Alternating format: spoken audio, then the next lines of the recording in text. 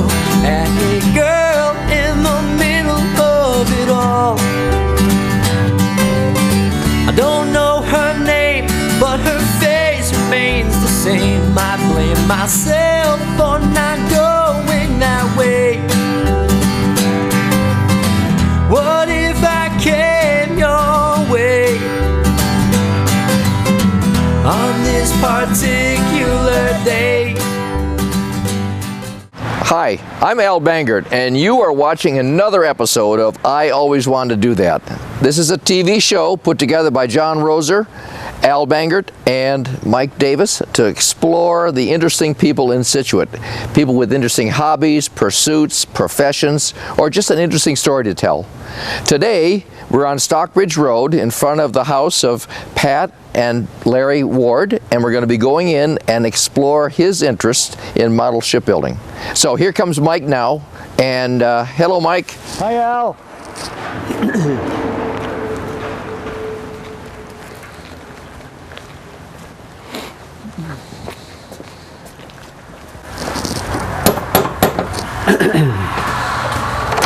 Hey, hi. Hi, Larry. Come on in, Mike. Mike Davis from Scituate Community Television. Nice to meet you. Nice to meet you.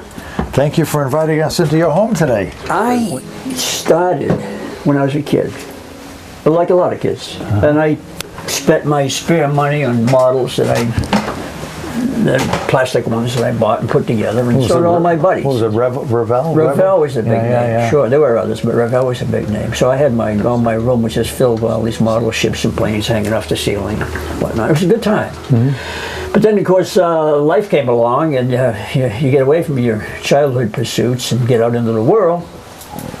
But then I found later, when I finally did retire again, I went up to the museum in the Constitution Museum in Boston, and they had a display of ship models, which got me thinking about how much fun it was. So before I left the museum, I bought a kit, kind of thinking I'll never get this done, but let me give it a shot. And I bought a small kit of a cross-section of the Constitution, this one right here. And when I put that together and really enjoyed doing it, and in the process I accumulated what tools I would need to get this job done. And after I got that one done, I looked around to see if there were any other projects, and I bought another kit for a full-size ship, a ship of the Constitution. And I put that together, and that was a lot of fun. Now, that took about 2 years to do. Mm-hmm. It's strictly part-time. Right? I have a couple of hours here and there, maybe a day, maybe for a couple of weeks I wouldn't go near it. But after about 2 years, it was completed. And so that kind of started me back into it. I get another one after that, and another one, and I built the ship from scratch that I sailed on, the Steel Traveler. I made it out of copper. That's on display up in the museum right now. Mm-hmm. Now, before you went to the Constitution up to the museum and then bought this section, you were at sea.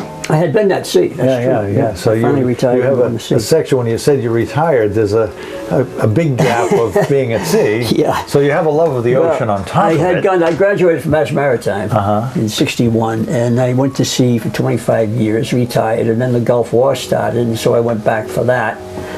And then after that, I taught at the Maritime Academy. Oh. So there's a space of about 30 some years, and but then finally I retired, and I get into now we're the kit building. Now we're up to the present. Then we're up to the present, kind of. But it's been a real pleasure. I just whittle away here. Sometimes all I have for a couple hours effort is a little pile of sawdust, but to me that's an accomplishment. Once in a while I get a piece that I can actually use. Now the one that you said you made of copper is on display now, and you made that totally from scratch. Right. So it involves machining parts, buying parts? There's more involved to that than working with wood. The copper was soldered in place.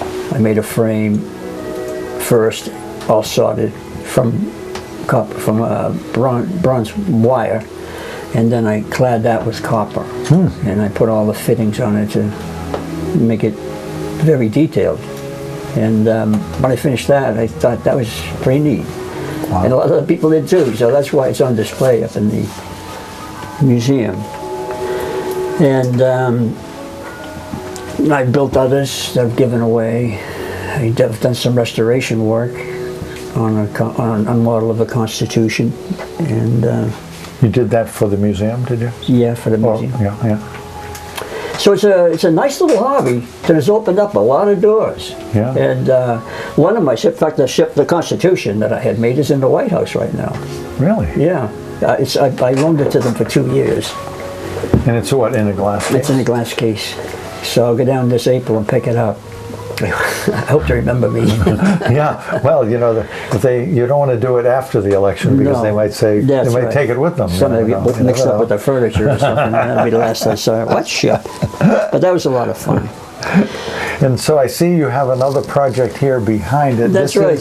This is a ship model that came from a kit, which I have right here. It's a model of the Niagara, which was War of 1812.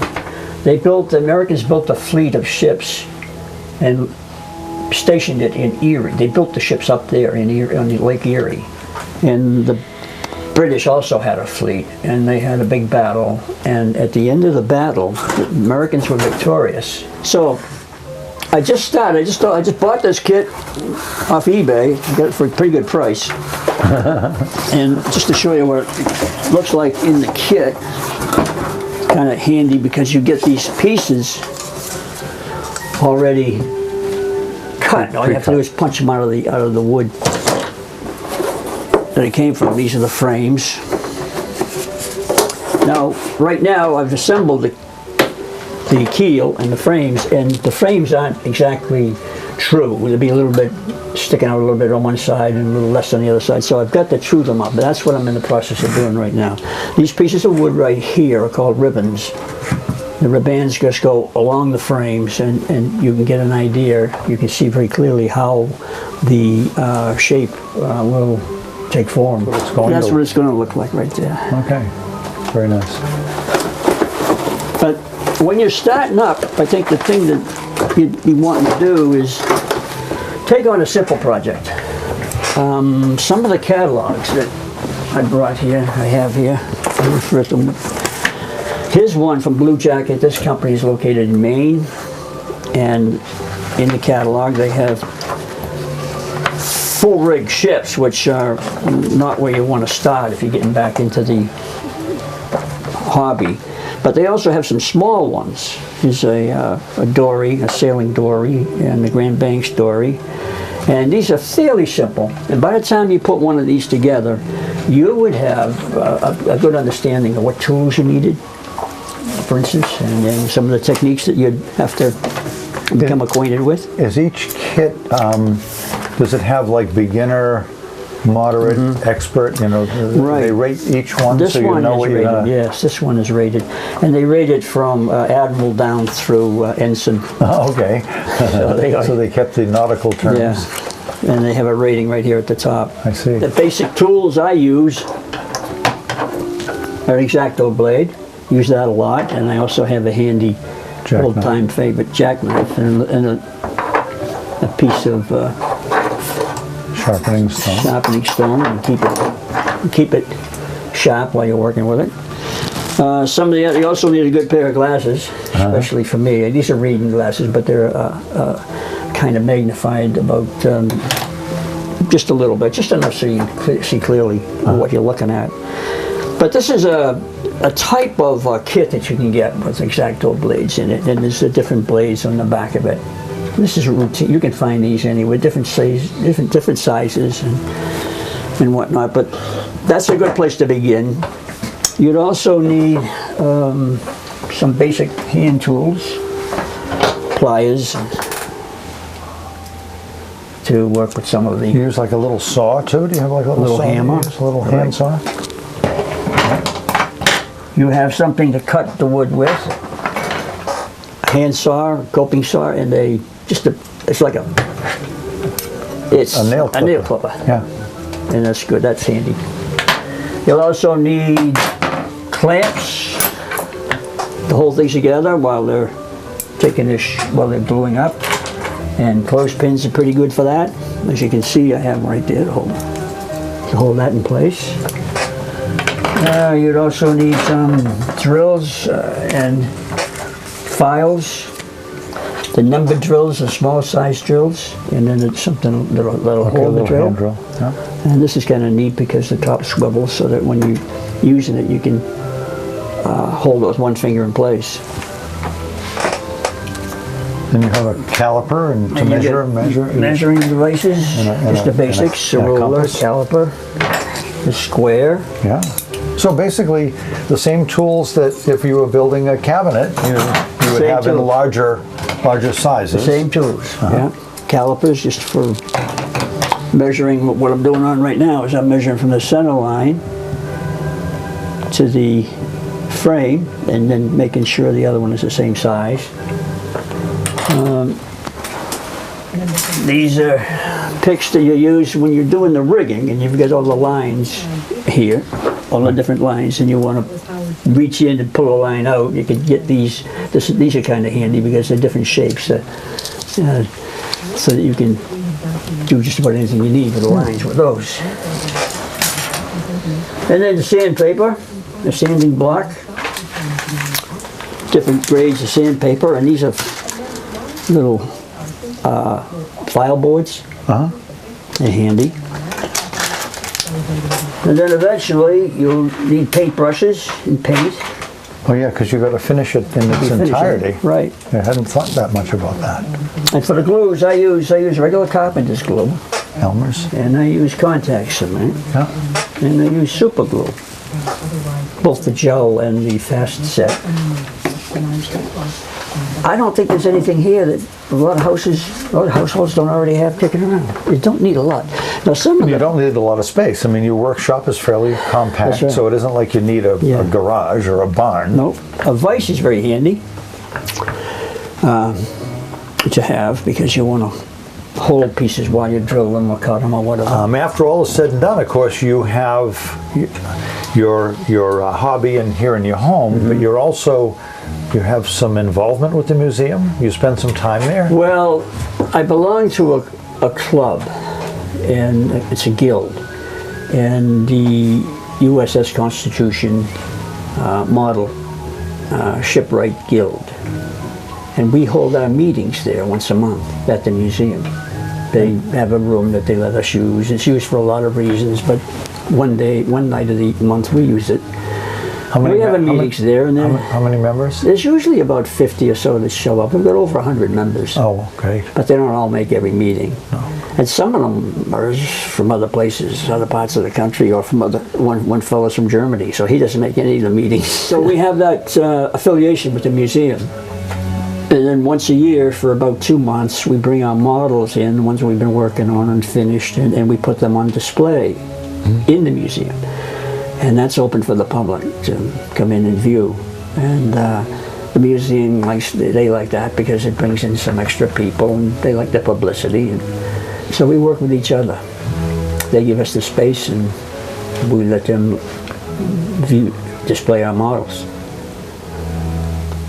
And do you work other than having your meetings at the museum? Do you volunteer and do anything at the museum? Yeah, there are some things that we volunteer for that are related to the museum.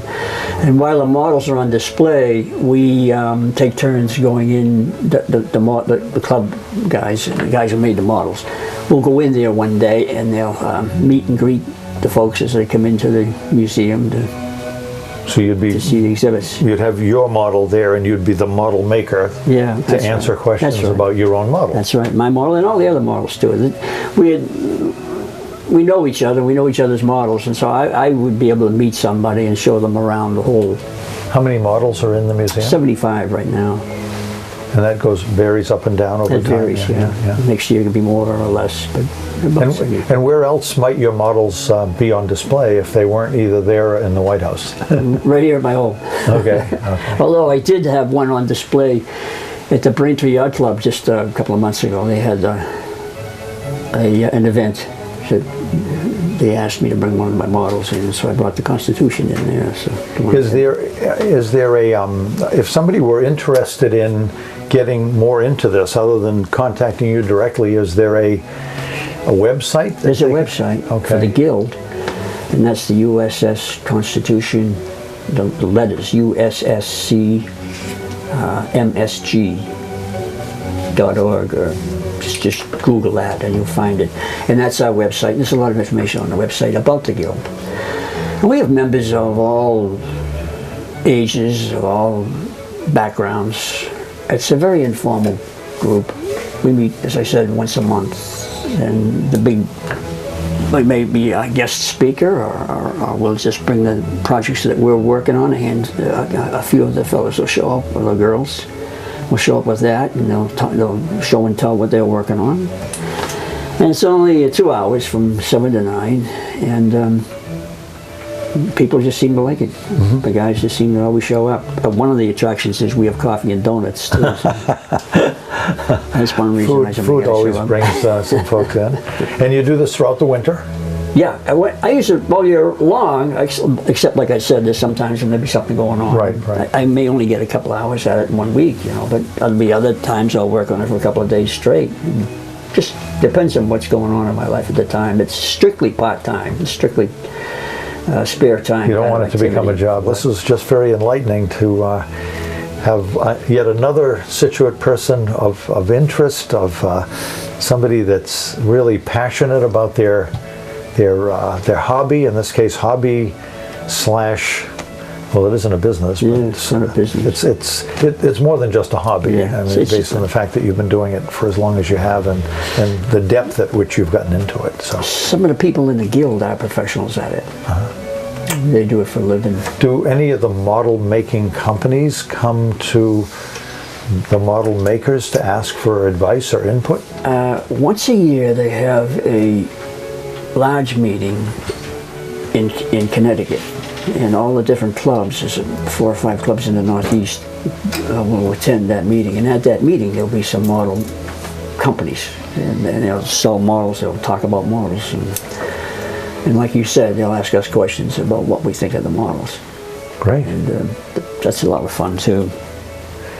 Yeah, it's I don't know how many models I've started and not completed in my lifetime, but I think I'm probably in the majority. But the people that really become passionate and continue on with it are very talented people, and I think you're one of them. Well, thank you very much. Thank you, Larry. It was wonderful talking to you today. Thanks for inviting us into your home. My pleasure.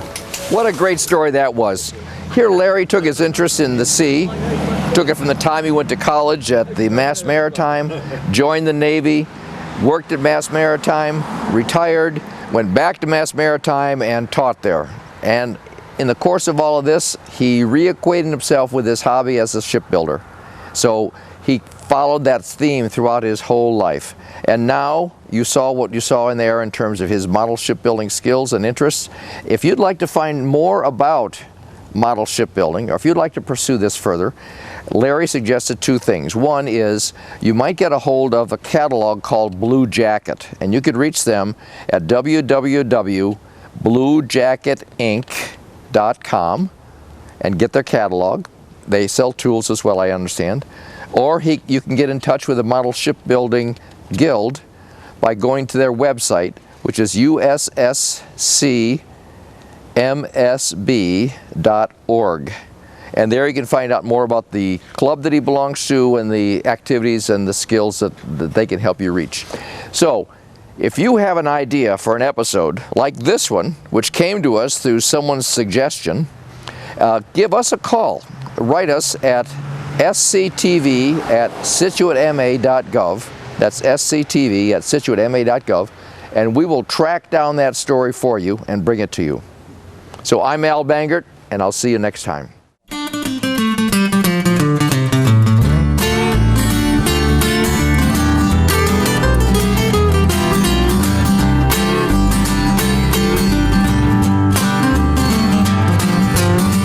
I spend my time staring out the window at a girl in the middle of it all. I don't know her name, but her face remains the same. I blame myself for not going that way. What if I came your way on this particular day? you know you? Will you let me know you? Let me take this chance to say, let's go, let's go, let's go right now. Well, it don't matter where or how. Things like this, they just can't wait. Let's go, let's go, let's go right now. I feel like need like getting around. Things like this, they just can't wait.